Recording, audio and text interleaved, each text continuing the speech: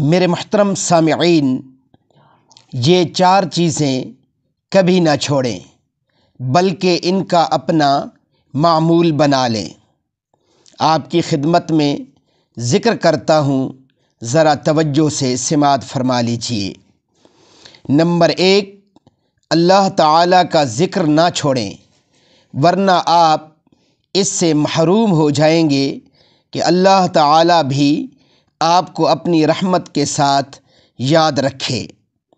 فاذکرونی اذکرکم، تم میرا ذکر کرو میں تمہیں یاد رکھوں گا۔ سورۃ البقرہ آیت کریمہ نمبر 152۔ یعنی تم مجھے یاد کرتے رہو گے تو میں تم پر ایک خاص رحمت نازل کرتا رہوں گا۔ نمبر 2، شکر نہ چھوڑیں ورنہ آپ نعمتوں میں اضافے سے محروم ہو جائیں گے۔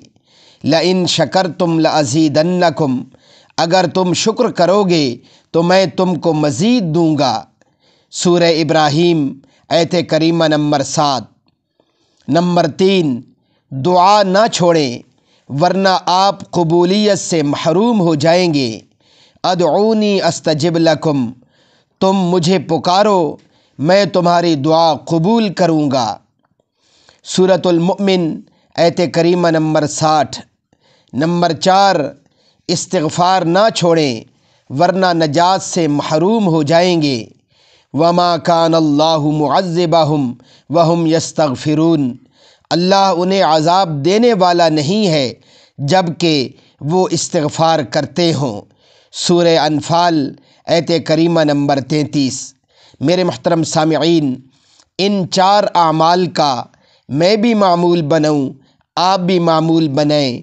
انشاءاللہ العزیز ہماری زندگی میں جتنی الجھنیں ہیں، جتنی پریشانیاں ہیں، وہ خود بخود ختم ہوتی چلی جائیں گی۔